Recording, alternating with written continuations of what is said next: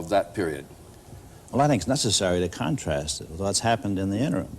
I don't see how we can talk about that without comparing it with the interim period. Now, you talked earlier about the fact that during the last 50 years, we had squandered some of our inheritance of freedom. Absolutely.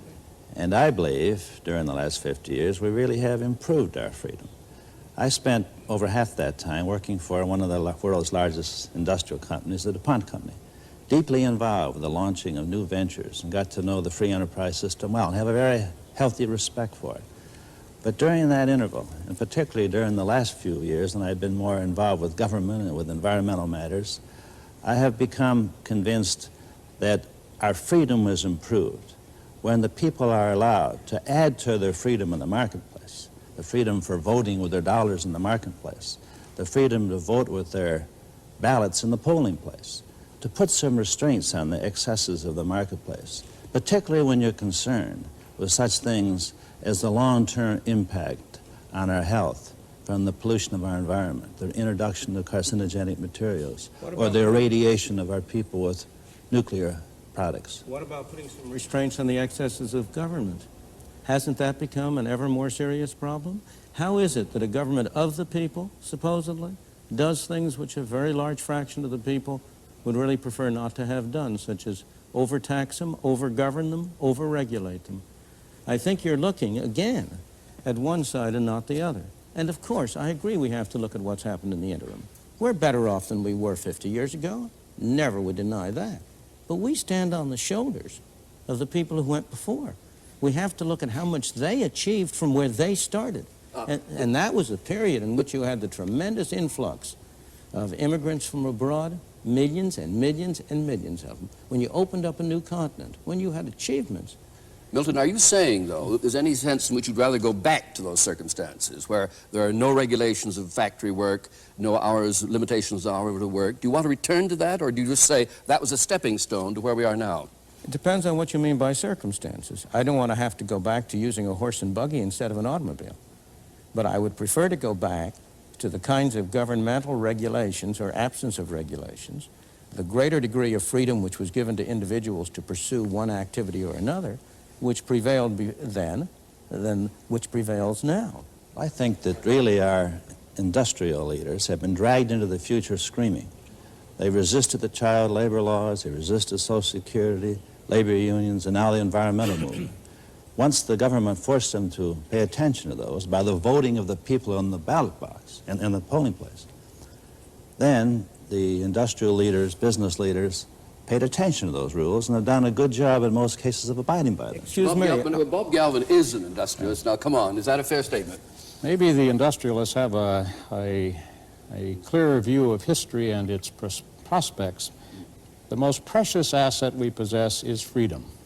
The easiest way to lose one's freedom is to go into receivership. And I mean economic receivership, because a receiver is a dictator. And to the degree that we employ the costs and the burdens of government that lead us in the direction of further debt, ultimate receivership, and then the political consequence of the imposition of the political dictator over the economic and the job and the living rights of the individual. But maybe the industrialists can see farther down the pike as to the consequence of all this. Michael Harrington? I just think that two things. One, to view freedom positively, I think people over 65 years of age in the United States today are freer now because of Medicare. I do not think that the freedom to die from the lack of medicine was a very good thing. Secondly, related to industrialists, I think that one of the startling things about American history is that when Franklin Roosevelt was saving the system from itself, the main beneficiaries were screaming bloody murder at him for being a traitor to his class, when he was in fact the salvation of that class. And I think therefore if you look at our history, I do think you find a tremendous myopia on the part of industrialists, and you find that the positive increments to our freedom, interestingly enough, have not come from the college graduates, but often from people with, not from the best people. It's come from working people, it's come from poor people, it's come from blacks and Hispanics and the like. Milton, would you reply, but then tell us why you took us to Hong Kong to prove something? Sure. Unaccustomed as I am to agreeing with Michael Harrington, I will agree in part with what he's just said. I do not believe it's proper to put the situation in terms of industrialist versus government. On the contrary, one of the reasons why I am in favor of less government is because when you have more government, industrialists take it over.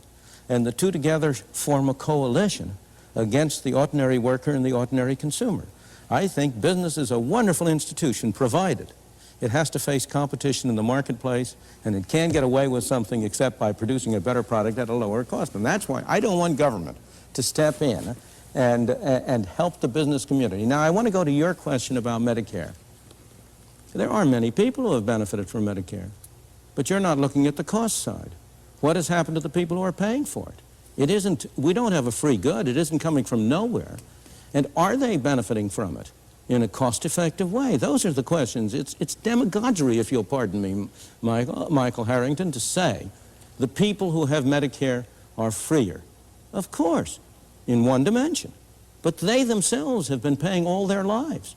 And have they gotten a good bargain? At the moment they have. The young men, the young working people who are going into Social Security now, they're going to get a very raw deal indeed. Milton, interestingly, on that point, people over 65 are paying more of their spendable income for medical care now than they were before Medicare was enacted. It's been not a very successful program. Government doesn't do things well. It doesn't do things well, and it hasn't done things well in Britain, in Canada, in the United States. Now, Milton, then you took us to Hong Kong on exactly that point. That here, you said, was a true model of the market operating. Now, is that really a fair description of Hong Kong? At the moment, yes. It's not again, there aren't any such things as 100% one way and 100% the other. Everything is mixed, of course. Hong Kong has a government. It happens to be a government. In this case, there's no democracy in Hong Kong. It's run from Britain. It's a crown colony of Britain. And the British Governor General and so on, the financial secretary run it. But the situation in Hong Kong is that there is very little government regulation of industry. There's complete free trade. There are no tariffs. There are no export subsidies. There are no restrictions on the purchase and sale of monies, so that it comes about as close as to a complete free market as you can find in the world today. And there is no doubt that the main beneficiaries have been the low-income people, the poor people who poured into Hong Kong by the hundreds of thousands and millions out of Red China and who keep on trying to get in there. This goes to Michael Harrington's question. If an industrial system, if a free enterprise system is a system in which the poor are ground beneath the heels of these rapacious industrialists he's worried about, how would he explain the success in Hong Kong, the extent to which people continue to vote with their feet to go there? You're not asking us to make of the United States one gigantic Hong Kong or sweatshop or whatever you want to call it. You'd acknowledge that, that there is a historical development of an economy, and what may be right for one stage in the development of an economy may not be right for another stage. Isn't the issue, where do we go from here? What pragmatic decisions do we make about the direction of the American economy? Should it be toward more and more government, or should it be trying to preserve an adequate balance between freedom of choice and government intervention?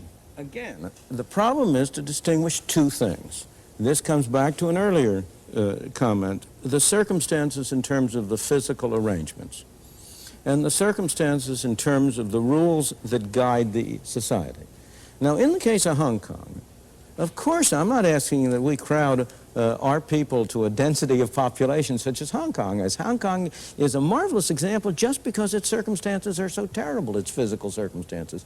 And the people in Hong Kong would love to get elsewhere into less crowded circumstances if other people would let them in. This is a problem of immigration, which is a very important restriction on human freedom. In the period before 1913, we had complete 100% freedom of immigration into the United States. We don't now. But go back to your question. Do you think Hong Kong would exist if it weren't in close juxtaposition to Communist China?